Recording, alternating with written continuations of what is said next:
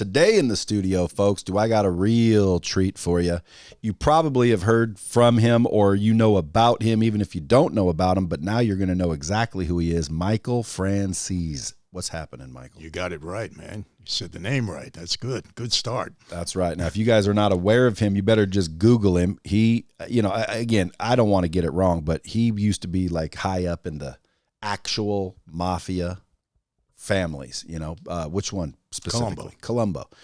So he's got books up the yin yang. He's, a real deal boss of the mob. So I'm going to be talking obviously a little bit of mob stuff, but I'm going to try to translate it to where we can pull that value out and apply it to our own lives, whether it's tales of something you don't do or tales of something you do. Follow the guy on Instagram, but mostly YouTube. If you guys want to see a kick-ass YouTube channel, go to Michael's YouTube channel. Just Google Michael Franzese, Franzese on YouTube. I'm sure you'll find him. Subscribe to his channel. Find him on Instagram at Michael Franzese, or go to michaelfranzese.com. But thanks for coming in, man. Thanks for having me, man. I'm glad you were in the town.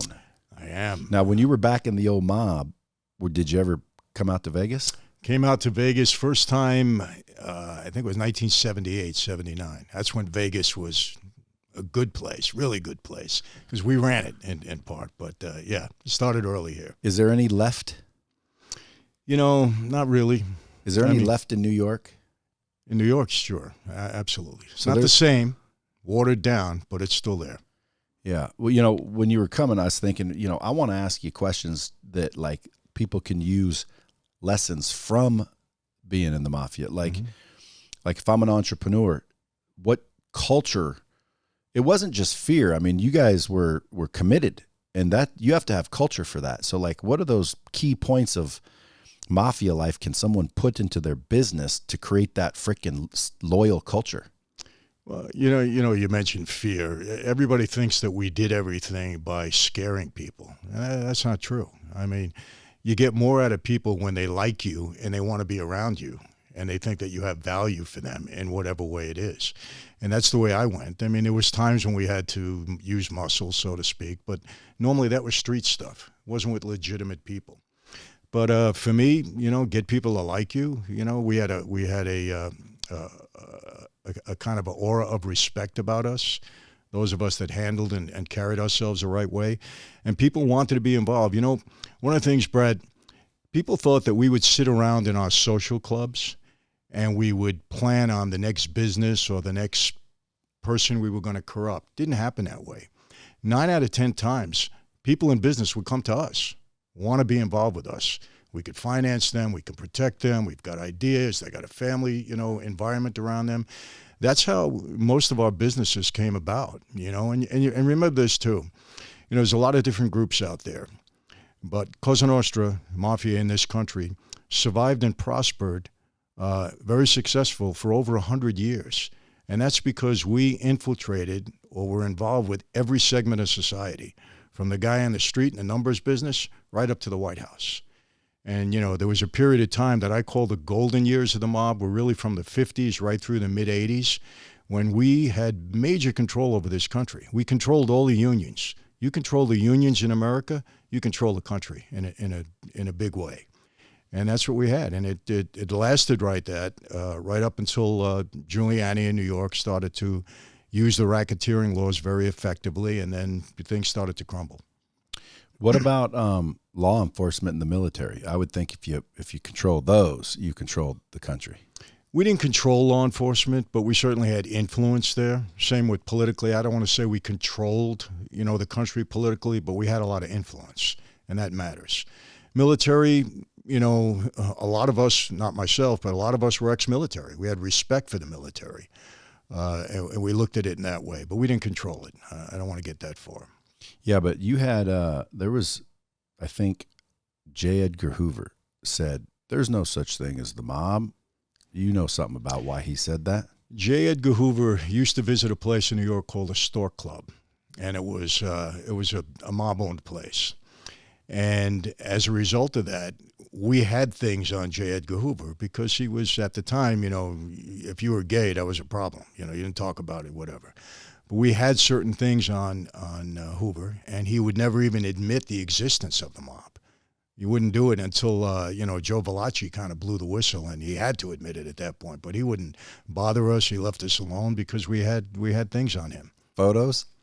What he didn't understand is in the Stork Club, the guy that owned the Stork Club or ran the Stork Club, he had the tables bugged because he wanted to get, there's a lot of celebrities that would come in. He wanted to get dirt on celebrities to keep them coming in. We had the bathrooms bugged at the time. And Hoover got caught in certain things there. And I know that for a fact. I mean, my father was around during that whole time, told me all of this. So how did you get into the mob? Your dad was in the mob? My dad was the underboss of the Colombo family back in the 60s. Very powerful guy, very high profile. And basically, I got in because my dad drew a 50-year prison sentence. I was 20 years old when he went off to do that time. And I had to basically, take over, help my family out. And my dad thought the best way for me to help him get out of that case, which was a frame, was to be part of that life. So he proposed me. And if he wasn't in it, you wouldn't have been in it. No, I wouldn't have been in it. It didn't. You're not automatically in just because you come from Italian descent. No, not at all. I mean, you have to be proposed or sponsored by somebody that was in there already. There's a lot of nepotism in that life because it's more a security reason than anything else. Hey, if you bring in your family in, we don't have to worry about anything. But then you still got to prove yourself at that point. You can't be just anybody and say, yeah, this is my son, bring him in. You got to prove yourself. How easy was it to get whacked? Well, if you were in trouble, it was pretty easy. I mean, in that life, one of the horrors of that life, Brad, is you make a mistake, your best friend walks you into a room, you don't walk out again. And unfortunately, that's something I witnessed throughout my 25 years in a life. And who makes those decisions? Normally, only the boss can sanction a hit on somebody's life. It has to, look, murder was taken very seriously. A lot of people think everybody started shooting everybody. It's not true. It was taken very seriously. And if somebody that was part of that life, a made guy, a guy that took the oath, had that serious a problem, it had to be approved by the boss. So the boss didn't necessarily want it. He just approved it. Yeah. I mean, if it was something that, for instance, when you take the oath, you're told, you can never violate another man's wife or daughter or, something like that. And if somebody were to do that and it was proven, well, he's going to get killed. So if a made man fell in love with like a made man's daughter, right? No, that's a no. It's not a no unless she was married or he was doing something with her that he shouldn't have done, and it was disrespectful to the other made guy. Then you're in trouble. So you eventually got popped, right? Popped meaning busted, went to jail several times. Yes, indicted several times. But you beat a bunch of them. Yeah, I had 7 indictments altogether. I had 2 federal racketeering cases, and the rest were all state. But you only got actually popped. Popped means like you're busted, dude. Yeah. Once or twice? I went to trial 5 times. I was either dismissed or acquitted each time. I finally took a plea on a major racketeering case, and that's the one I went to prison on. So you were like Teflon Don number 2. Actually, I was number 1 because I was before him. Oh, really? Trouble, yeah. But I was quite fortunate in court. I had a good record. Now, when for the people listening, I'm sure they're going to Google you, but your main like win in that life was you figured out how to just take a little bit of dough off the gas stations or taxes or something, and it amounted to a shit ton of money. Yeah. Basically, I was fortunate. I knew how to use that life to benefit me in business because I had a lot of different things going on. But by far, the biggest scam I was involved in was gasoline tax. And basically, we were defrauding the government out of tax on every gallon of gasoline. It was a complicated system. It was, very easy in that we were just stealing the tax money. But it was complicated to do it and not get caught. And we had to have a lot in place in order to do that. But, give you an idea of the numbers. I ran that operation for about 8 years. I was involved with Russian mob guys from Brighton Beach. And at one point, I had 350 gas stations I either owned or operated. And we were selling to all stations, my own and branded and unbranded stations. We were selling about 500 million gallons of gas a month. Damn. And the tax on that was anywhere between 30 and 40 cents when you included state, local, federal taxes. So do the math. It was a lot of money. And how much of that ended up in your pocket? Because you got to pay homage to the boss. Yeah, we were pulling in, average about $8 to $10 million a week, and a couple of million were coming in my pocket. Now, how did that feel? Felt good. Yeah, I mean, listen, people had said to me, Michael, why didn't you stop? You had enough money, and I said, well, look. In our country, you do just as much time for $1 billion as you do for $1 million. So once I'm in it already, may as well keep going, right? Look, I mean, I had all the toys. I had a jet plane. I had a helicopter. I had houses all over the country. And, we were doing well. So, I mean, but, I was young too, Brad. And it was just, to me, it was just wanted to keep accumulating everything I had. And then, once you're in it, it's hard to back out. I mean, this is your life now, so it felt good. Were you like the star of the family? In other words, like if I were the boss and you were doing that kind of dough, everybody else better stay the fuck out of your way. Well, in 1980, the boss of my family, Carmine Persico, who died 2 years ago in prison, he was convicted on a mafia commission case by Giuliani, got a 100-year sentence. He came to me in 1980. He said, Mike, you're doing a great job for the family. I'm going to make you a capo regime, a captain. And that's a powerful position. You kind of, it's like anything else in life. In that life, you kind of make your own way. We had, in the Colombo family, we had 115 made guys that actually took the oath. We had a lot of associates, but guys that actually took the oath. Out of the 115, maybe 20 of us were earners. We were bringing in the money for the family. The rest of the guys who had a no-show job, who were struggling on the street, and a lot of them were doing the grunt work. You got to kill somebody. Well, we'll give it to these guys. They don't want to hurt the guys that are bringing in the money. That's not to say if you're told to do something, you don't do it. You have to do it.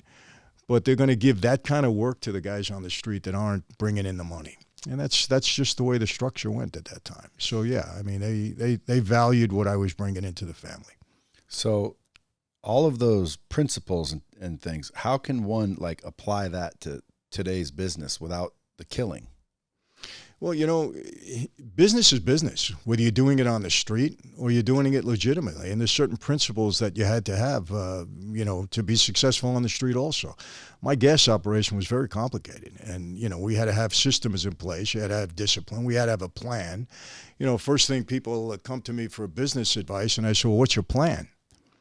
And normally they don't have one. I said, no, you need a written out plan, a well thought out written out plan that you're going to follow and you're going to stick to and give it some thought. And it was the same thing in business. We had to have a plan. I can't tell you how many meetings I had with my partners to figure this out, to have it run. We ran it almost like a legitimate business.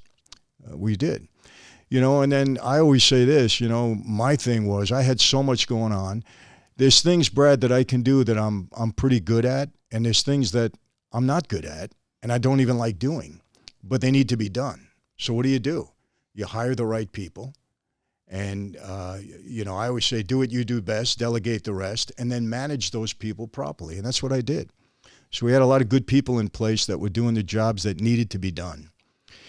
And, if you follow some of those easy principles, whether you're on the street or you're in business here, the chances of you being successful are going to be good.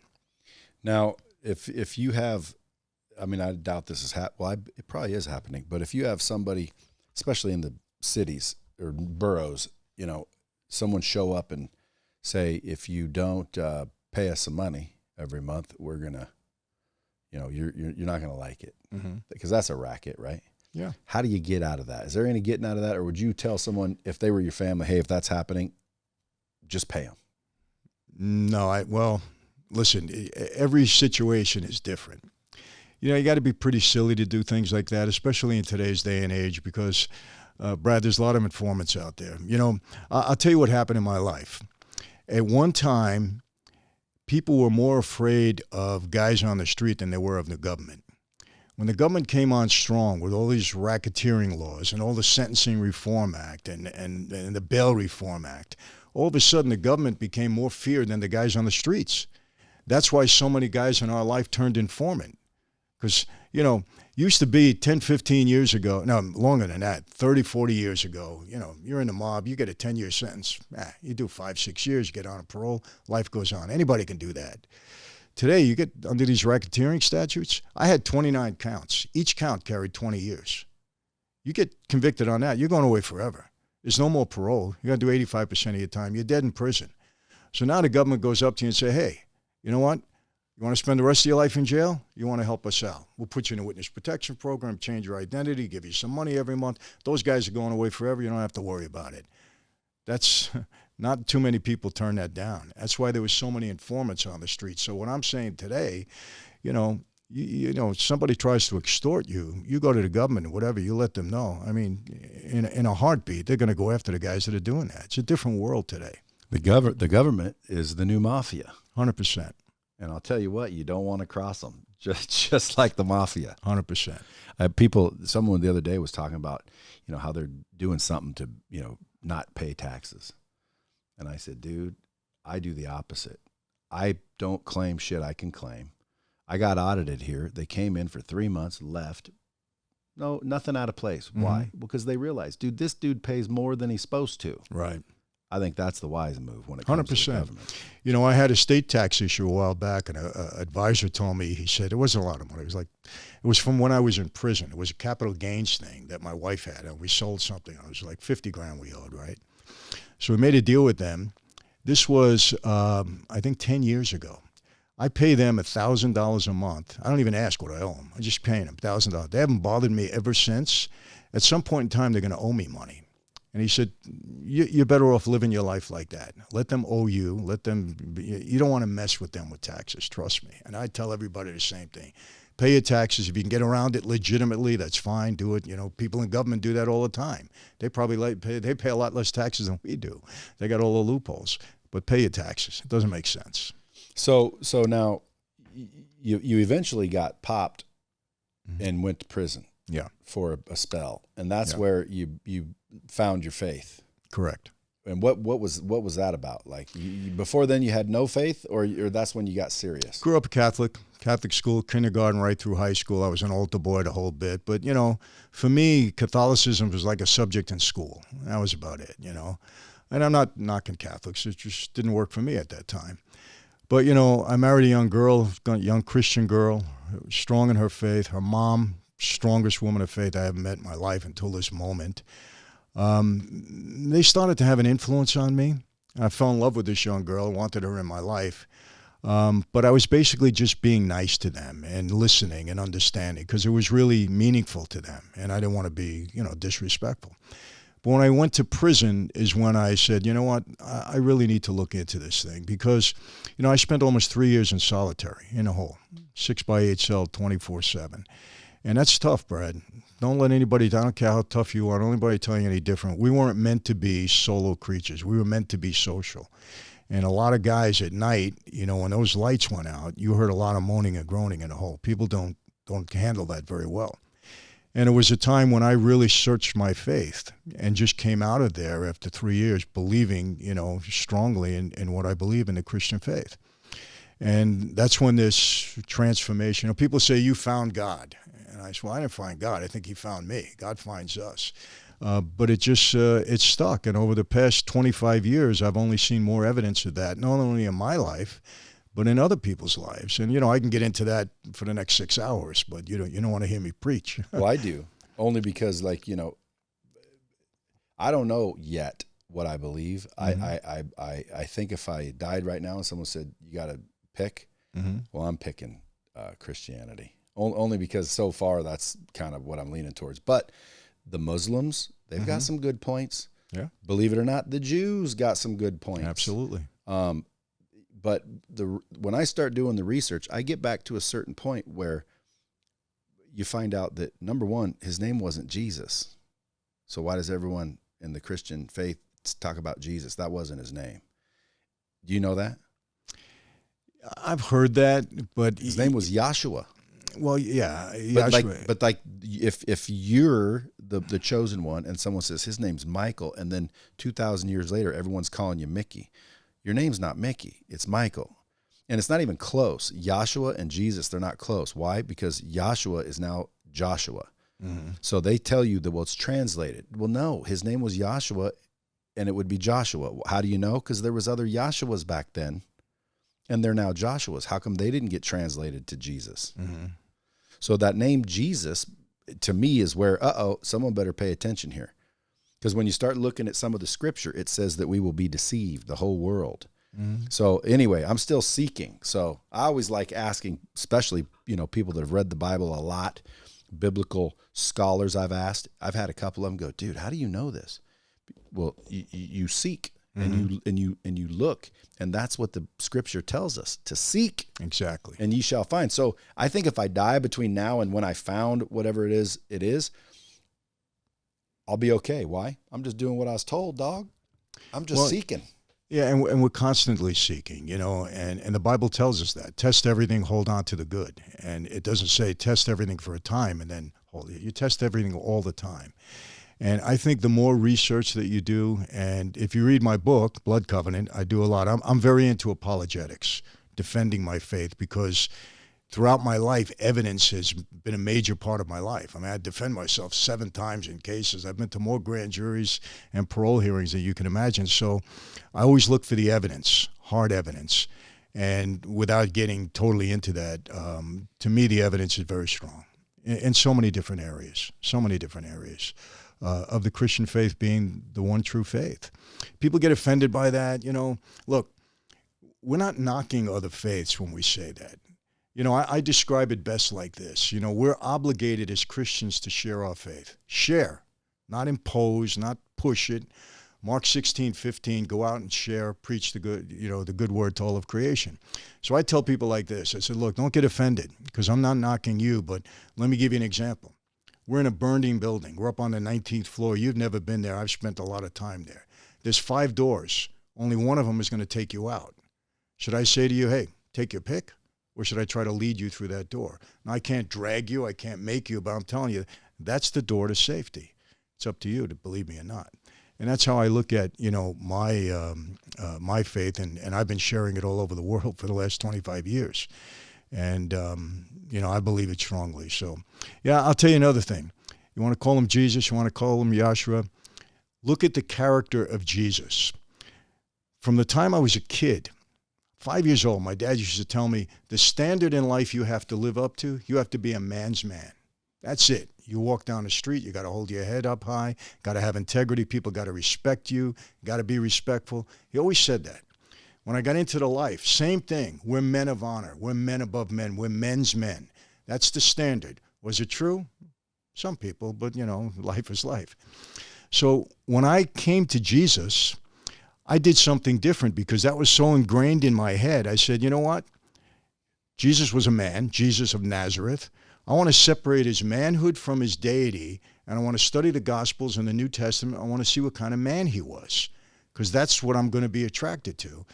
And without a doubt, Jesus was the only perfect man that ever lived and ever walked the face of the earth, and there was nobody that could ever match him. So here was my thinking, okay? I analyzed this thing, and I said, okay, if I try to emulate Jesus, even though I can never get to that point, but I try to emulate him, I'm going to be a better husband. I'm going to be a better father. If I'm in business, I'm going to treat my employees the right way. If I'm an employee, I'm going to give my boss an honest day's pay, an honest day's work, rather. Everybody in the community is going to benefit from me emulating the greatest man that ever walked the face of the earth. And throughout my life, I'm going to benefit. And when I die, if he's not the savior of the world, well, I'm dead anyway. What do I have to lose? But throughout my life, everybody benefited from me emulating the greatest man. So I look at Jesus as a win-win situation. And I try to live my life that way now, not before, but now. And so, but to me, again, the evidence, Brad, is too powerful. And I can spend a lot of time with you on this. It's just there. It's there in every which way. Well, you do a lot of keynotes around the country, and a lot of times the ones I've saw, you're at a church, or a men's group or something. Yeah, do a lot. Now, what about, you ever get the haters talking about, oh, now you want to claim that after you already freaking did all the bad shit? Of course. What do what do you say to them? Look, you don't ever argue with people like that. You say, look, fortunately, we're not here to prove ourselves to other men. We're here to prove ourselves to God, and along the way, other men are going to see that in us. That's how we look at it. That's how I look at it. people say, well, Michael, do you regret anything that you did in your life? And I'll answer your question. I said, I have regrets, but I can't change anything. What's done is done. I'm not doing this to make up for my past. I can't make up for my past. As a Christian, we believe that if we're sincere in our quest for forgiveness, and we do turn to Christ and acknowledge him as being Jesus Christ, well, then we're forgiven. And we have to believe that's all we have to hold on to. Yeah. And but you get the haters, yeah, you're a mob guy, and now you turn to religion like everybody else. Well, I don't know who everybody else is. People used to say, you turn to religion in prison so that you can get parole or they'll treat you better. And I used to tell people, you don't know anything about prison. I'm a mob guy. I don't care if Jesus was sitting at my right hand. I'm not getting parole, no matter what. So it's not helping me in here being a Christian. People don't realize that. It doesn't do a thing for you. Nothing at all. So, you just tell them, look, I am who I am, and God fortunately be the judge of me and not people here on earth, and I just continue doing what I'm doing. You don't argue with them. It doesn't make sense. Yeah, it's good advice. I always tell people, listen, stop worrying so much what other people think. Right. And two guys show up yesterday out of the blue. These guys are, real dudes. They just wanted to meet me, shake my hand. I'm like, why? They said, dude, I watched a video of yours where you talked about the $1 Million Morning, which basically I talk about gratitude ultimately, and your Sacred Six, which is basically stop worrying about everybody else and start worrying about what you think of you. Mm-hmm. And once you're convinced of that, the rest doesn't matter because of what you're saying right there. Like, dude, it doesn't matter what other men think of me. What matters is what I think of me, and ultimately what God thinks of me. Well, I'm going to tell you something, Brad. There's certain checks and balances that we have in life. And there is a passage in Scripture that worries me. And it's my check and balance all the time. Because I'll tell you, over the past 25 years, I've gotten more accolades. I mean, I come off the stage at times, and I don't mean this. It's humbling to me. You think I'm a rock star. People in the audience are standing and, wanting to grab me and touch me. I just gave my testimony. It's very humbling. But there's a passage in the Bible where people are in front of Jesus and they say, Lord God, I drove out demons in your name. I healed the poor. I did this. I gave everything. And Jesus turns to them and said, I never knew you. Those 4 words, because those people obviously were doing it for themselves. They weren't doing it for the Lord. They weren't doing it out of love. They were doing it to build themselves up. Jesus in the Bible had the most problem with who? Hypocrites. Hypocrites. He told the Pharisees straight out, you come here, you put on a long face, you do your fasting, and you're misleading these people. This is all about you. It's not about, what you really feel for me. So my check and balances all the time is, who am I doing this for? Because if I'm doing this for me, I'm in trouble. Look, I pulled a lot of frauds in my life when I was on the street. I was pretty good at it. I'll tell you the truth, I'm pretty good at it. But you can't pull a scam on God. He knows our hearts. He knows our intent. And so we have to, like you said, know ourselves first.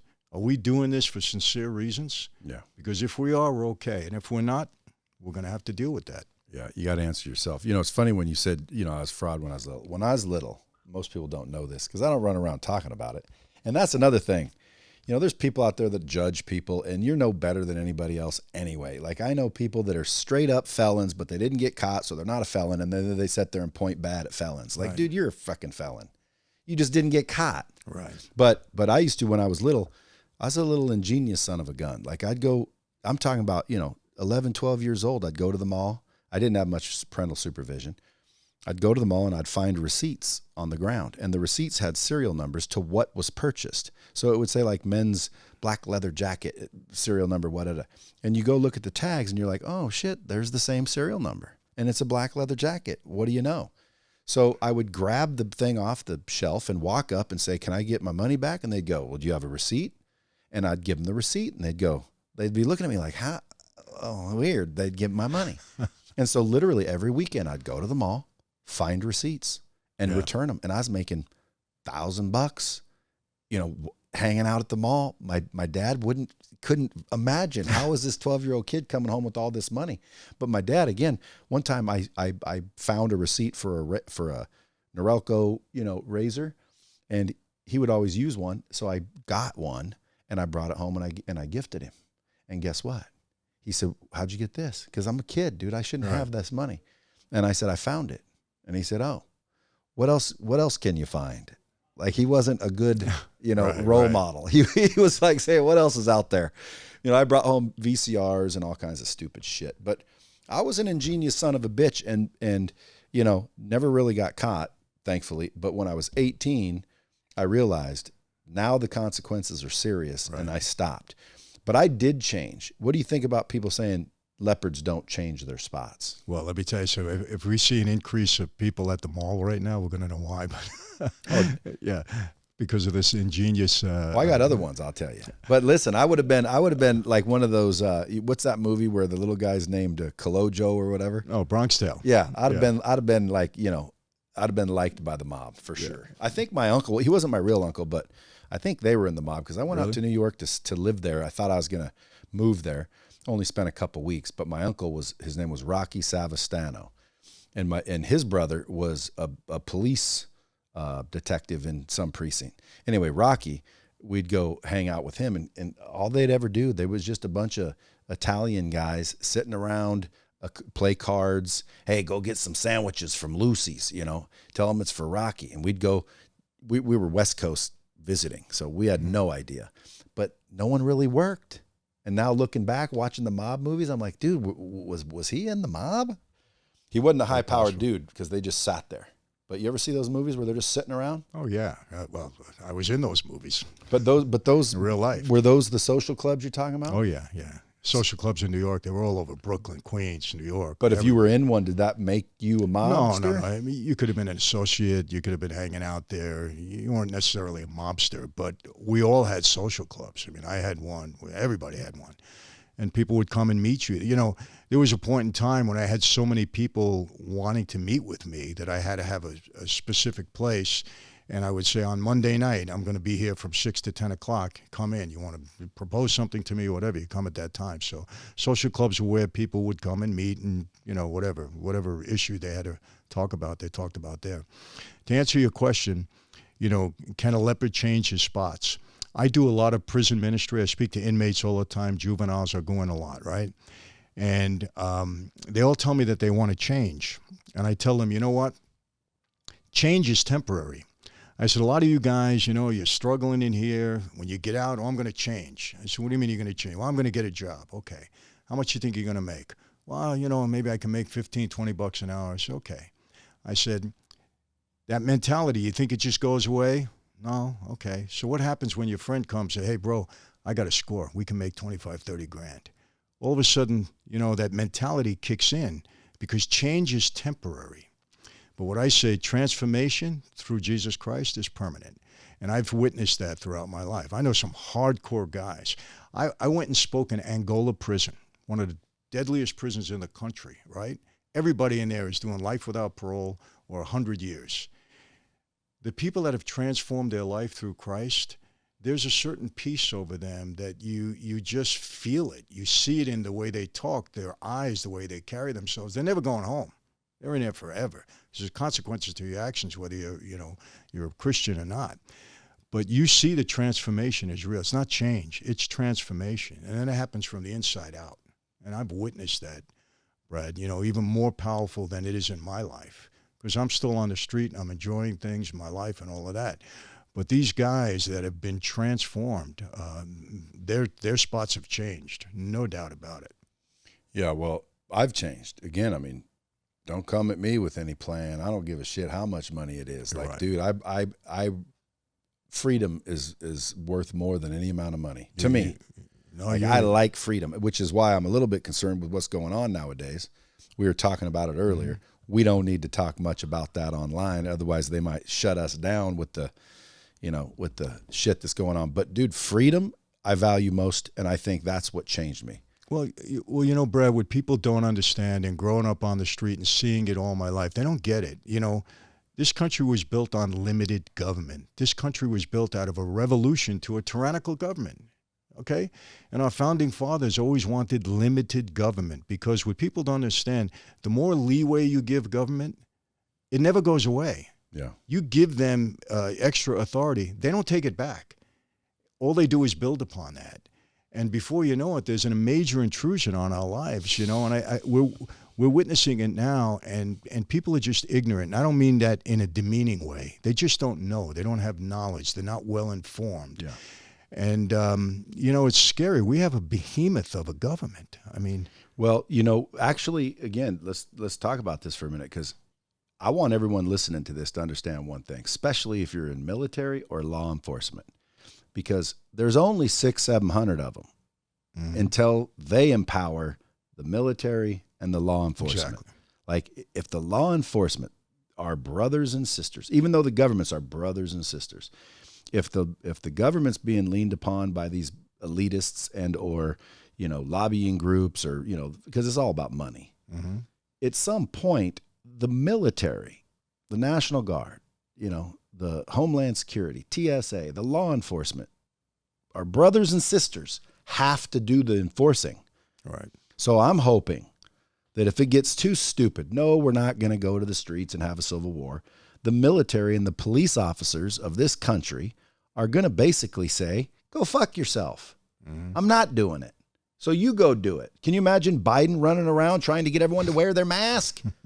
It'd be like fucking a joke. And guess what? Like, you know, TSA, you know, hey, fuck you. They can come through here without a mask. No, I'm not checking people's records. Right. You know, but everybody's worried about this, you know, what's going to happen? Well, dude, as long as the military and the police and the law enforcement communities, you know, if I'm in law enforcement, dude, I'm going to enforce the law because I took an oath to, up until a certain point.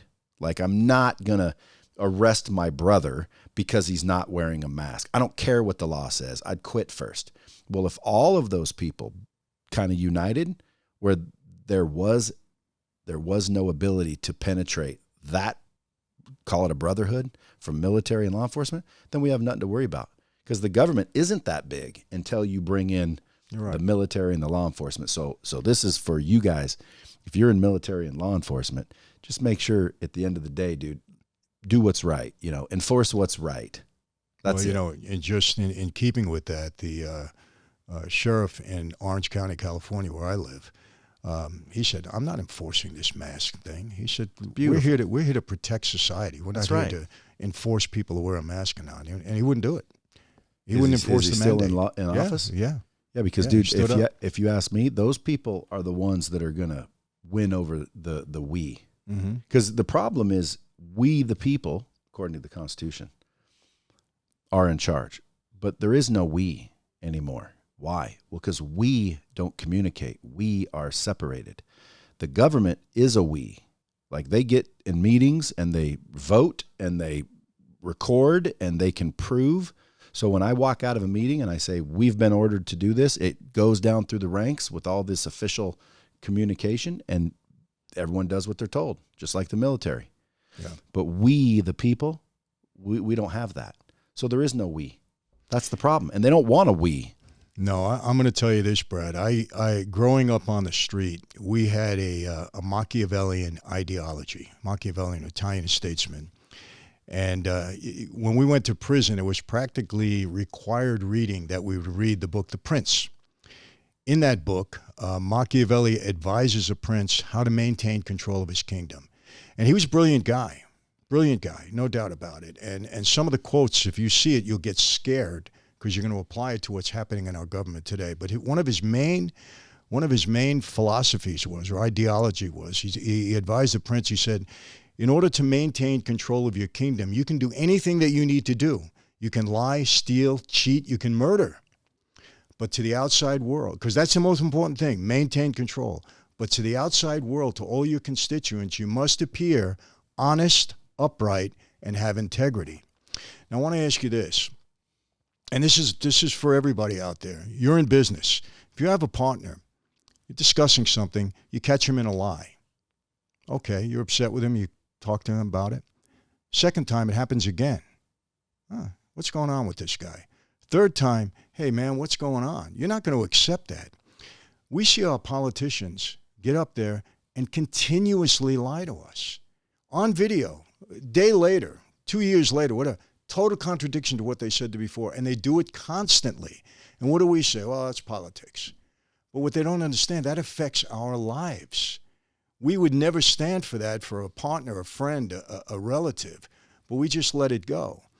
And I'm writing a book right now. It's almost done. It's called A Mafia Democracy because, unfortunately, I see so many similarities with the way we ran our operation, Mafia Cosa Nostra on the street, and the way our government operation is running right now. I see it. It's scary to me. People say to me, Michael, the mob should run the United States. I said, no, you don't want the mob running the United States. Just the opposite. You want the government, a proper government, to run the country.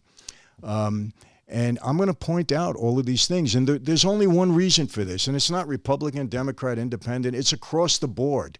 Because at the end of the day, there's one big social club. You know, they go in the back room and they talk and they work things out, and a lot of stuff goes on. And I know this because I participated in it. But one thing, hold them accountable. That's it. That's it. We have power in the booths to vote. We have power. These people do worry about that. And we need to hold them accountable. We need to write all that, hey, we caught you in a lie. We don't like that. You know, these things mean something to them. Trust me, because I had politicians, when we were doing things, what are my constituents are going to say? We got to be careful. We got to worry about how they do it. We got to do it undercover, Michael. We got to watch. They do worry about that because that's what keeps them in office. And ultimately, that's what they want. They want to stay in office. Yeah, but look at Newsom. From what I hear, nobody wants him in office, but he ain't leaving. Well, we don't know that. I mean, this recall looks like it's pretty. You know, I'm impressed with the people of the state of California, who I never thought it would get this far, but they got all of the votes that they needed, you know, to at least have this recall. And we'll see what happens in November. I mean, it's serious. But why wait? You see what I'm saying? Like, how many people are needed to say, hey, get the F out of here? The problem is it's a Democratic, you know, he's got a lot of allies there, but the people are the ones that have to force this. And they've risen up and they're saying we had enough. Because look, I mean, come on. Do you know what that restaurant is, the French Laundry? I mean, it's one of the most expensive restaurants in the country, maybe in the world. Who knows? This guy's mandating to everybody, we have to wear a mask, we can't do this, we can't do that. And he's in the place with no mask, sitting in a bunch of people, and then he lied about it. But he was caught on video. Everybody has a phone now. He was caught. I mean, how do you do things? People are saying, hey, enough, man. You're imposing on our lives, but you have a different set of, you know, circumstances for you. Same thing with Nancy Pelosi. She goes into that hair salon. Let me tell you this, Brad. She goes into a hair salon in her district in San Francisco. That's where she was elected from. Her nephew is the governor of the state, Newsom, okay? But she doesn't know the law. She doesn't know that she has to wear a mask in her own district. And that poor woman, the salon owner, allowed her to go in to get her hair done. And what does Pelosi do? Throws her under the bus. The woman was getting death threats. And she was already suffering throughout COVID. And what if it's Nancy Pelosi? I made a mistake. Sorry, whatever. What's going to happen to her? Nothing. Okay, but these things we should not stand for. I don't care if it's Republican, Democrat, or anything. That doesn't matter. And I'm not taking sides here. Any of our politicians, we should just hold them accountable. I think if it was feasible, you just, what is there, 435 total? What, Congress? Like Congress, senators, well, you like got 100 the senators. Government. Yeah, it's 400 and change. Yeah, close to 500. Good or bad, sorry, because of these times, everybody's fired. Like, everybody's fired. Let's have a new election. And by the way, well, they don't do that. Who's they? Bitch, it's we. That's what I'm saying. Like, can't we all agree? We're no longer going to acknowledge any governor, any senator, anybody. We've all decided. How do we communicate that to the world? And then it would happen, because that's the way the Constitution is, where we just say, look, all 435, sorry, dude. It's like when you get home from being on a trip and your kids are having a party in your house. You're not trying to figure out who was being polite. You're saying, everybody out. It doesn't matter. You weren't doing anything anyway. You're out. And then just reelect a brand new government. Stop lobbying. Stop, put term limits so you can't get term limits. Too tight. I totally agree with you. People should not be in office for 45 years. Impossible. It's that's corrupt. And by the way, like you said, you've corrupted. You didn't corrupt them, but the mob had dirty politicians, dirty cops, dirty mayors. I had 18 licenses when we were in the gas business. When they changed the law from the retailer paying the taxes at the gas station level, you had to become a licensed wholesaler. You had to go through a process. I had 18 licenses with 18 different Panamanian companies. They weren't even American companies. How do you think I got them? I had politicians helping me. We were paying them. They were getting us the licenses. I mean, you know, look, money talks in a lot of ways in this, unfortunately, in this world. There's so many things I can get into that I won't now. I'm saving it for the book, which will be out shortly. But where do they get that book? Well, they're going to get it online through my website, and it'll be everywhere. You know, all the you know, major outlets will have it, from Amazon. But if you want it on my website, we'll sign it for you and send it out. But we're probably going to start pre-selling the book maybe November and be out in January, I believe. You guys better go to michaelfranzese.com. It'll be talked about. You can order it there, dude. So you got the Bible in prison. You started reading it.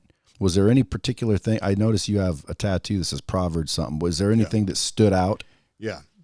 This one here, you know, I'm reading, I'll tell you what happened, Brad, as long as you're interested. I had done 5 years in prison.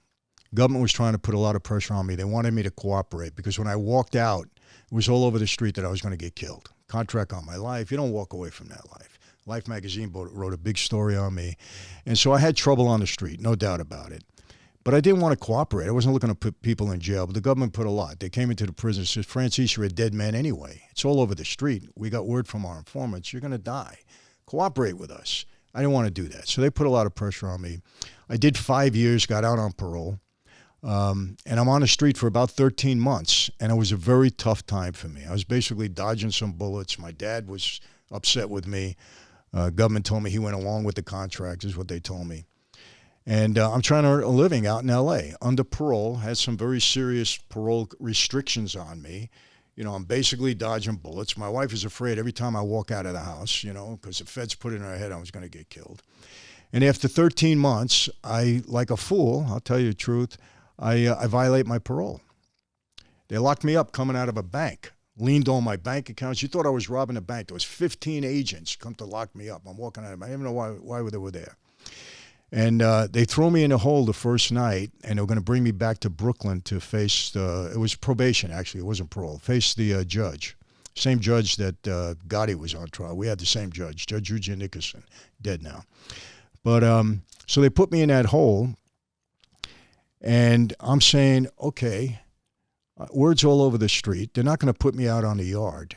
They're telling me they're bringing new charges again. They're only going to charge me with murder. They're going to bring new charges against me, another racketeering case. I said, my wife, we're married, you know, we got 2 little babies.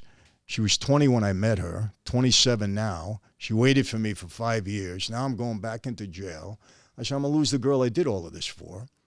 I said, I'm going to spend the rest of my life in this 6x8 cell. That's it. I'm 40 years old. My life's over.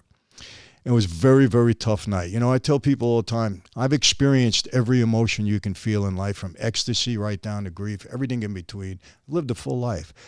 But hopelessness, when you really have hopelessness, like this is it, nowhere to go, I'm done, dead, it's scary. And I'm laying on a cot. You know, I used to tell people, I say, look, I used to berate people that were suicidal. I said, you're weak. You don't face up to your troubles. How can you kill yourself? It's weak. I don't do that anymore. And I wasn't suicidal that night, but honestly, I wanted to lay my head in that pillow and not wake up. It was too painful to think of, you know, look, I had visited my father for 20 some odd years. My whole family fell apart as a result of my dad being in prison. He did 40 years. Family was destroyed. People going, you know, got to visit him every month. It's you can't even imagine how bad it is.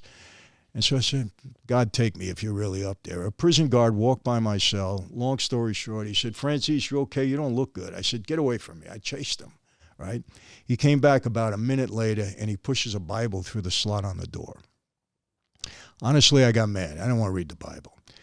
But I jumped off of that cot after a little while, and I just picked up the Bible, and I slammed it against the wall. I was, you know, everything came out of me.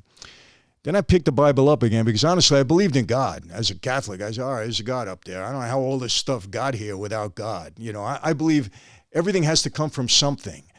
I cannot even fathom the possibility of some little speck of dust that nobody can understand how it got there in the first place. And out of that little speck of dust, it exploded in some big bang. And what did it explode into? everything.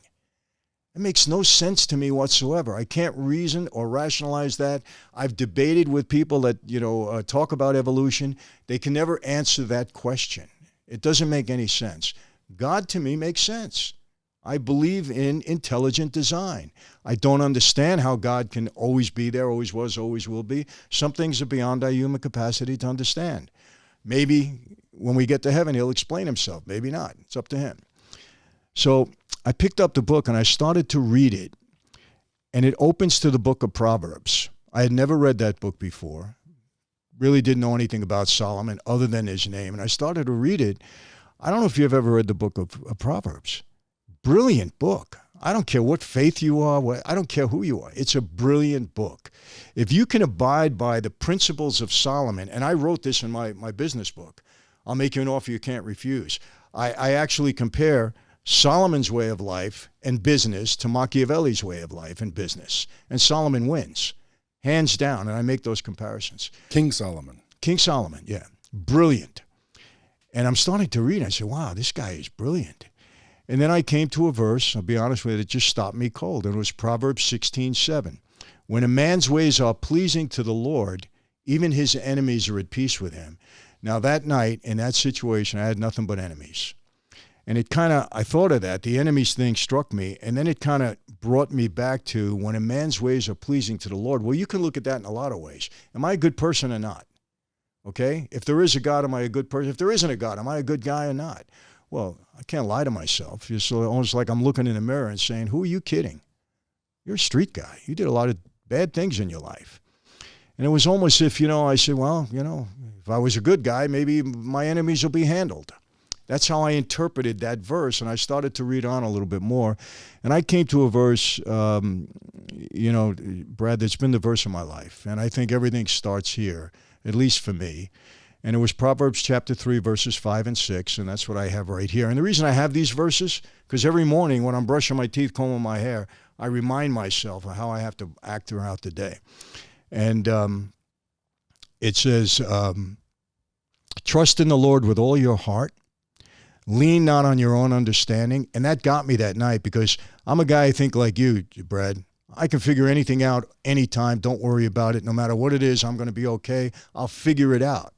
Well, that night I couldn't figure anything out. I was dead. I said, I'm done. It's over. I'm finished. In all your ways, acknowledge him. If he's God, you've got to acknowledge him, right? And then this verse got me because I really looked up the translation. He will make your path straight. Not he might, or not he could. He will make your path straight. And when you break down my story, that's what it is. Out of desperation, I turned to God, and he's made my path a lot straighter than it was before just by emulating Jesus. And so, to me, it made a lot of sense. This wasn't some supernatural thing. This was something that I analyzed and made sense to me. And over the past 25 years, there's a lot of people that can't understand how I'm alive. And, they said to me, Michael, how are you still alive? Nobody walks away from that life. You didn't enter a witness protection program. You didn't testify. I said, well, look, there's a practical reason to that, and then there's a spiritual reason. The practical reason is that, God never throws us into the fire without fully preparing us. I believe that. I spent 25 years on the street. I knew that life intimately well. And when I told you before, the horror of that life, you make a mistake, they walk in a room, you don't walk out again. Well, I said, they're not going to walk me into any room. They're going to have to come after me. So what do? I move out to California. I change my entire lifestyle. What do I mean? I don't walk my dog 7 o'clock in the morning. Why? Create a pattern in my life. Somebody's watching me. They know, okay, every morning, here's where he is. I don't go to the same restaurant every Tuesday night, sit there. Okay, watch me every Tuesday night when he comes out. I don't go to clubs anymore. At least I didn't for a long time. Why? I know who hangs out in there. I used to be in a club every night, 6 nights a week. That was my life. Guys hang out in there. They spot me. I'm in L.A., make a phone call back to New York. They want to be a hero. I walk out in a parking lot. Boom, I'm gone. So I avoided all of that stuff. I was very disciplined in that. And then over a period of time, everybody I knew in that life, Brad, is either dead or in prison for the rest of their life. I just outlasted everybody. So God prepared me, because remember, even what the enemy meant for bad, God will turn around and use for his glory. God prepared me, okay, by having me in that life, put me in a hole, or allowed me to be in a hole. Didn't put me there. I put myself there, but allowed me to be in there to kind of learn. And then when I got out, okay, my head now is on right, and I know what I got to do. And that was 25 years ago. So there must be something to it. And, you know, I'll give you a statistic, and you tell me what you think out of this. The night I got made, it was Halloween night, 1975, the night I took the oath. 6 of us took the oath that night. Today, I'm the only one alive. Not one of those men died of natural causes. Every one of them were murdered. We had a big war in our family in the early 90s. I think 13 guys got killed. I think something like 28 guys 63 guys went to jail, and between 18 and 28 became informants. Family was really hurt. That was in 75. Fortune magazine writes this huge story in 1986, 50 biggest and most powerful mob bosses. It was a huge story, half the magazine, cover thing. They featured 6 of us out of the 50. I was one of the 6 that they featured. They actually had a chart with the 50 of us on there, according to rank and wealth and power. I was the youngest guy on the list. I was number 18 in their rankings, right? I was 5 behind John Gotti at the time. John hadn't been made boss. And I always say, I don't know how they make a list like that. It was stupid. They didn't ask for our tax returns. They don't, you know, they're making lists according to wealth and power. But what's not stupid about that list, out of that list of 50, some 30-odd years later, 48 of them are dead. The 49th is doing hard time in prison. He's in his 80s, and I'm number 50, and I'm walking around publicly, and there's got to be a reason for that. And my reasoning is God had a different plan and a purpose for my life. Otherwise, I wouldn't be here. Doesn't make sense. Period. There's a bomb. And by the way, not only are you walking around, but you're walking around very successful. You've helped a lot of people. You've spoken at a lot of conferences. You're basically, you know, preaching, so to speak. And you're out there doing business. You're using some of this knowledge. And do you use any connections that you've had for any business? Or are all your connections long forgotten? They're all forgotten. I mean, look, there's people, I'm going to be honest with you, that are drawn to me because they're drawn to the lifestyle. And, hey, that brings them to the table sometimes, and then we were able to do things, you know. But I want to ask you a question. You got a very successful business, right? I would imagine that your life outside of your business is fairly well organized, correct? Yeah. I mean, you're disciplined. You just said things. You're not going to do anything that's going to get you in trouble. No. What I tell people is your business is a reflection of your life. Yeah. If your life is in shambles, your business is not going to be far behind. So if you can get your act together in all these areas and then you get into business, you're probably going to have a degree of success. What that might be, I don't know. What it might look like, I don't know. But it's what you tell people. When we do coaching, we do life coaching also, because my first question, tell me about your life. And if you don't want to tell me about that, then I can't advise you or help you. Because if that's a mess, we got to get that cleaned up first, and then we'll move over to the business section. So people can reach out and hire you to coach them and kind of consult? Yes. We do life skills coaching, leadership, business. You know, people tell me, tell me what the qualities are of a good leader. It's very simple. A leader is not necessarily a boss. A leader is only a leader when people want to follow him, when they choose to follow him, not because they're ordered to follow him, but when they choose to follow him because he has certain characteristics that make him a leader, and people admire that and say, hey, I'm going with this guy. So, you know, we teach a lot of that because I'm telling you, there's so many people that I saw in positions of power that didn't belong there, and ultimately it ends up in ruin for either themselves or the people that are following them. But yeah, life skills, business, and leadership. And obviously that's limited. So folks, if you're listening, you want to be coached, you want to get some mentorship, go to michaelfranzese.com, right? Yeah. You also have obviously other business entities. We were talking about Slices, new pizza franchise. Yeah. Is that like the best pizza ever? Listen, you know, I've tasted good pizza all over the world, and there is great pizza. Ours is great too. It's a Roman style pizza. We spent 2 years developing this. My partner was in Italy for over 7 months. Every product we have is from Italy. The pizza's great. We haven't had any complaints. People love it. They really do.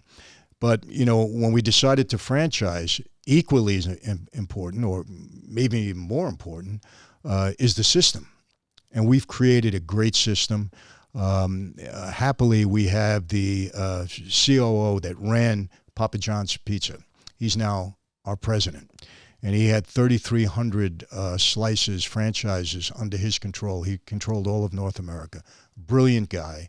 And, he's now running our company along with us. I do the marketing. That's me. Hey, come and taste our pizza. Come and they want to be around. They come and they enjoy it, thank God. It's called Slices. Called Slices. We have 6 stores now. We have about 200 applicants nationwide. We're also looking at now, believe it or not, somebody in Italy contacted me for Slices in Italy. And so we're looking into all of that, and we hope to grow over the next couple of years. I'm going to be honest. I'll tell people out there, I'm 70 years old. I'm looking to run this for the next 2-3 years, put in as many stores as we can successfully, and then maybe get bought out by one of the big guys or do an IPO or something like that. That's my goal. So if somebody's listening that's a little bit entrepreneurial and they want a slice franchise, where do they apply for one of those? They can apply online, slicesusa.com. And there is a questionnaire that they'll fill out, and it goes to the right department. They'll analyze that and get back to them. Is there any spot that says, how'd you hear about us? I think so. Yeah, I think so. Just make sure you guys put in Bomb Squad. Absolutely. Hashtag Bomb Squad. And if you guys, get him for coaching, mentorship, you follow him, just make sure he knows that old BL's got a little influence and that you came from the old Bomb Squad. Exactly. Now, you got a wine company. Yeah. A wine brand started. What's that called? It's called Franzese Wine. And brand new concept. People approach me about it, and they, I got a brand out there, and that was very attractive to them. I didn't really know much about the wine business other than I love Napa Valley. I am Italian. I love wine tasting, so it was intriguing to me. My family enjoys wine from way back. And so they approached me, believe it or not, Brad, this wine is from Armenia.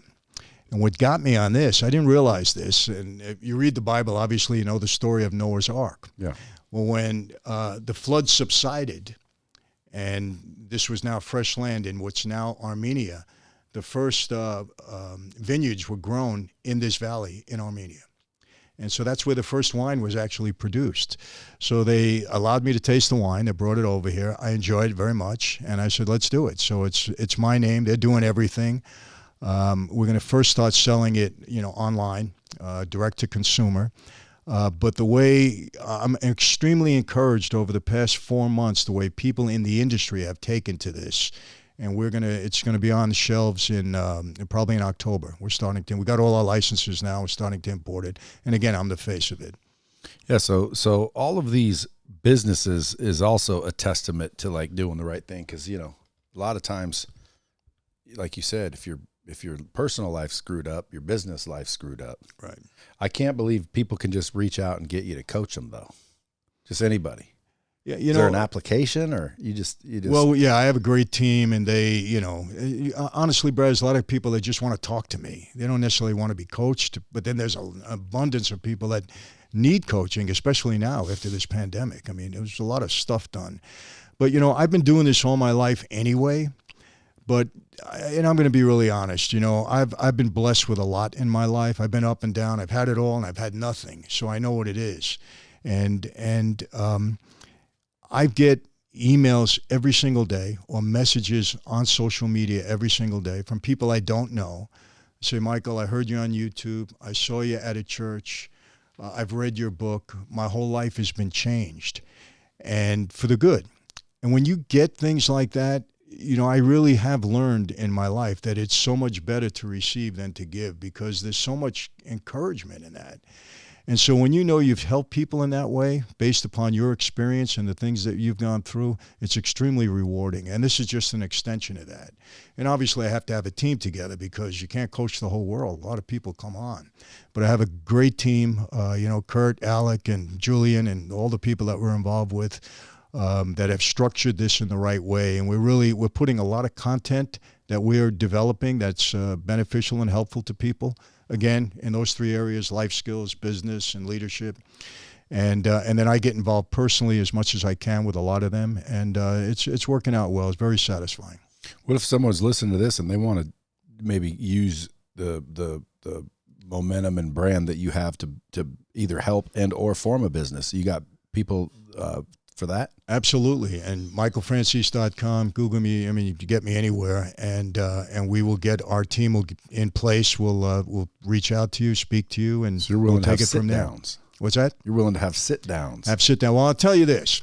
In my book, I'll Make You an Offer You Can't Refuse, it was published by HarperCollins. And my editor there, great guy, when I wrote the chapter on sit-downs, and he really got to understand it, he said, Michael, I went to HarperCollins and said, we're not having any meetings anymore. We're having sit-downs because you actually get things done in these sit-downs. I said, oh, absolutely. Everything is decided in a sit-down, and the result is final. There's no appeals. That's it. But by the end of that sit-down, everything's resolved. That's it. Nobody's on their cell phones. Nobody's being disrespectful to each other. The boss makes a ruling, and that's it. Win, lose, or draw. That's it. End of story. You go on with life. How do sit-downs function? You know, they're formal meetings. Okay, I don't like to use the word meeting because meetings, could be a disaster, but they're formal, and there's rules in a sit-down. The rules are two made guys sit down, they have a business dispute, right? Can never be disrespectful of one another. If you're a made guy, I'm a made guy, we have a business dispute, you're lying through your teeth, I can't call you a liar at that meeting. If I do, I lose the meeting. That's it. I lose the sit-down, right? It's over. So you had to be extremely tactful. Especially with me, I was a young guy. I was in sit-downs all the time because in the gas business, everybody wanted to get involved. And I was constantly working with people because, Brad, when I went to my boss, Junior at Persico at the time, and I said to him, I'm going to show you something that's going to bring you more money than you've ever seen in your life. He immediately said, we don't do drugs. I said, not drugs. I hate anything to do with drugs. I said, it's gas and it's taxes. I said, but here's the deal. Everybody's going to want a piece of this. We have 5 families in New York, 750 made guys, hundreds of associates. When they realize the kind of money that's coming, everybody's going to want to get a piece of it. You can't allow that to happen because it'll crumble. Too many people get involved, that's it. So here's the deal, Junior. I said, every time we sit down, I got to win. No politics, no nonsense. I have to win. You got to support me 100%. You do that, I'll make you more money than you've ever seen in your life. He said, show me. I was starting to bring him $2 million a week. $2 million a week buys you a lot of loyalty. I never lost an argument. Never. No politics, no nothing. I said, if you got to make a deal with another boss, I'll give him some money rather than let the other guy win and we got to live with him. I said, that's all right. Pay him off. It's okay. I'll give you a quick story. Fat Tony Salerno. You ever hear his name? Mm-hmm. He's a boss of the Genovese family. Acting boss, really. He was really the chin. So he sends for me one day. And I was a captain in the family. A boss sends for you, you go, out of respect. But I put it on record with my boss. I had to tell him, look, Tony sent for me. I don't know what he wants. I'm going to go see him. Yeah, it's okay. So he had a social club in Harlem, right? And, he's right out of Central Casting. He's got the cigar. He's a short guy, a little bit, on the heavy side, wore the fedora all the time. So I go to meet him, and he says, Michael, I hear you're doing pretty good with this gasoline thing, right? And he didn't really understand too much about it. I said, yeah, Tony, I'm doing pretty good. He said, you're making money? I said, yeah, I'm doing good. He said, I need a favor. I said, Tony, you're the boss. Anything you want. What could I do for you? He said, I got these 5 mamalukes around me. They can't earn 3 cents. He says, you give them a job, make them a living? I said, yeah, no problem. He said, what will they do? I said, well, I have a lot of gas stations. How about I put them in charge of a gas station, each one of them? I said, but Tony, don't let them rob me. You know how these guys rob you. I'll cut off their hands. I said, well, you don't have to do that. Just make sure they play it straight. He said, no problem. He says, how much will they make a week? So I'm thinking, I want to make sure I say the right thing. He's the boss. I'm thinking. I said, well, how about I give him $1,500 in cash a week each? Will that satisfy you? He said, $1,500? He said, give them $500. Give me the $1,000. I said, hey, Tony, you got it, right? So you make a lot of friends that way. But I didn't want anybody interfering in what I got, because when too many people get involved, especially in that life, you're going to blow it. No doubt about it. You greed and whatever. Because not everybody knows how to run a business there. So I don't know what the question was. I got off on a tangent. I happen to have some time. But the point being is, at these sit-downs, you had to be, I was a young guy. I had to know how to outsmart or outmaneuver some of the old-timers who were very smart. And then I have the boss on my side who's backing me up. So it was very hard for me to lose. I wouldn't let them draw me into a trap. Because sometimes if a guy's got a higher rank than you, he can goad you into saying something that'll make you make a mistake. He can even be lying. Well, a guy told me that you did this. Wait a minute, I didn't do that. How do you, if I don't dare insult me. If I got disrespectful with him, I'm in trouble because now he's goading me. So I had to know how to keep my calm, respond to him the right way. Because, I learned another thing. There's sometimes you're the smartest guy in the room. You don't want people to know that. Let them talk. Let them say whatever they want. Oh, really? You're educating me? Okay, good. Yeah, I didn't know that. Meanwhile, I know exactly how to answer this guy at the end. And there's other times when I'm not the smartest person in the room. But by keeping my mouth shut, nobody knows what I'm thinking. But now I'm letting him talk, and he's educating me. So now by the end of the meeting, I know exactly what I'm going to say to this guy and how I'm going to win, whether I'm right or wrong. And, you learn those skills on the street, and you learn them when the stakes are very high. So you have to learn them. It's not like, okay, I'm going to lose a couple $100 here. There's situations like that when I was fighting for somebody's life. And if I didn't handle it properly, it would have been a serious situation for that person. So you learn these things on the street, and you can transmit them into your business, you're all right. And keeping your mouth shut's a good piece of advice anyway. Absolutely. That's the one I've never really learned very well. I'm always in the meetings wanting to be, listen, I'm smart too. Here's my 2 cents. And as I got older, I started just realizing dude, it doesn't matter. It's usually the person with their mouth shut doesn't say anything, where when you leave, you're like, who was that guy? That's right. What it was the loudmouth, like I always was, that really just kind of let the cat out of the bag. He's right. Obviously the big mouth. It's the quiet one. Exactly. Doesn't say a word. Even though they may be the dumbest one in the room, you don't know. You don't know. Keep your mouth shut, kids. I always say, just when it comes to the mafia, keep your mouth shut. That's just a rule. That's what I was trying to get to when you were coming. I'm like, I want to figure out how we can take mafia rules that keep you alive and translate it to business rules that keep you alive and keep you going. Because a lot of entrepreneurial type people follow the show. Look, negotiation, Brad, I tell people all the time, you don't realize how much of your life is in a negotiation. You're negotiating all the time. Your wife, your children, people you're always negotiating. You have to kind of master that art, especially in business. And to me, one of the principal things is just to listen. Let people talk, let them give you the information that you need to respond to them properly. And sometimes, I got information out of people that I couldn't respond properly in that meeting. So I said, okay, we're going to have to continue this. There was times I made believe, I got a phone, hey, I got to go, I'm sorry, something happened. And I got to digest what he said. Now, when I come back the next time, okay, I'm ready. But he gave me all the information I needed. I didn't have it before. Now I know what I'm doing. So, but you learn those things on the street when the consequences of not doing that could be very severe. So, and my father taught me from when I was a kid. He said, Michael, remember something in life, be a good listener. He said, in this life, be a good listener. He also told me that something, again, that maybe it applies to business, maybe not. And I think in many ways it does. He said, never be the first guy to condemn somebody, especially in our life, because our life is like a wheel. The guy that's on the bottom can one day become a guy on the top, and now you're underneath him. Or when you're in a sit down and somebody's life or something serious is on stake, if you're at stake, if you're the first one to condemn him, when your turn comes, and it will come, my turn came, when your turn comes, they're going to remember how you were at that meeting. But if you're the last guy to condemn, you got a shot. And believe me, I had an incident where I was walked into a room, and I didn't know if I was going to walk out again. And I'll tell you right now, I don't care who, I was scared. I was scared, man. I had a 30-yard walk from a car to a basement down those steps. When that door opened, I didn't know if that was going to be the last thing I saw. I almost, my knees were weak. That's how scary it was for me.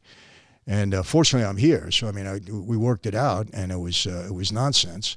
But they were trying to scare me because, it's funny, Brad, it shows you how life is. I'm bringing $2 million a week. I took all the risk. Nobody from my former life had any risk whatsoever. It was only my guys and my crew. And I'm bringing them money. They didn't have to do anything. I didn't have to borrow money for them to get it started. I just brought them money. Well, they write a story, I think it was Newsday, where I was getting powerful enough to break away from the Colombos and start my own family. And they said that I was taking down $2 billion or $3 billion, something like that. All of a sudden, that gets into people's heads. So now they're thinking I'm making a lot of money and I'm holding out, even though this is my deal. It's all my deal, right? And so I really got put on the spot as a result of that. And when I'm in the meeting, I'm saying, everybody, the newspaper writes about everybody. It's always a lie. Now they're writing something about me. It's the truth. I said, come on, what are you? And I'm starting to get mad at the meeting because I'm being put on a spot. And then I caught myself. I said, hey, looks like I'm going to walk out of here. Let me keep my mouth shut. I'm talking to the boss. I don't want to be disrespectful. And boom, I mean, it worked out. But, it's, oh, Michael, okay. And you have a glass of wine and we're hugging each other. I was really aggravated that night. But anyway, so, I mean, there's things that you learn on the street and you can transfer them into the business world today. They're going to be very helpful. Very, very helpful. Control your emotions, folks. We were talking earlier. I said, see, it sounds like the government's the new mafia. When you were just talking about, taking that money, it's taxes. Yeah. You got to pay tax. And you were willingly paying tax. Now it's the government. Dude, I can't, it blows my mind. You hear the people saying, you don't have to pay taxes according to the law. There's nobody that can show me a law where a certain type, because certain types you can, but the normal person working a normal salary and getting compensated, technically, supposedly, there is no law that you have to pay tax. It's completely voluntary, but yet they will toss your ass in jail. Of course. Which means, again, like the government literally is the mafia. You guys probably taught them how to gamble, how to freaking tax people, the whole nine yards. Who made Cosa Nostra Mafia in this country? Government made it. How? Prohibition. Remember something, at one time, guys came over here from Italy, okay, the original mafia. It wasn't really even the mafia. It was a black hand. It was just a group of guys that were criminals. And what did they do? They started to prey on their own in neighborhoods, shake them down, extort them, make some money. That's how they did it. Prohibition comes in, and they figured it out right away. Hey, this is an item, a product that people want, and despite what the government wants, we're going to deliver it to them. They made hundreds of millions of dollars.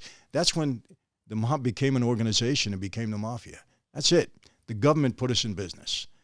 So, it's funny, Brad. I'll get up in front of a church, and I really mean this, and I'm a Christian. I believe in God. I love the Lord. But I say, listen, today, right now, I have no moral issue at all with stealing money from the government, tax money. I would do it and I'm still going to heaven as far as I'm concerned. My wife goes crazy when I say that. The pastor looks at me like, but you know what they do in the audience? They clap. They clap. I said, I won't do it because I'm not going to break the law. I'm not going to jeopardize my family, and I'm not going to go to jail. So I'm not going to do it because that's the law. But morally, I don't have an issue. Because remember, everything that's legal is not always moral. And everything that's moral, okay, doesn't necessarily have to be illegal. So there's ways to look at that. But I want to make that clear in case any government, I will not steal taxes. I will not defraud the government because I'm not going back to jail. So I understand. You people have the power. I don't. Folks, go follow Mr. Franzese. You guys know his website, michaelfranzese.com. Follow him on Instagram at michaelfranzese. My recommendation would be go try to, at least subscribe to that YouTube channel. Sounds like you drop a lot of content regularly. Yeah. Good that, you're critiquing mob movies. What's the best mob movie ever, you think?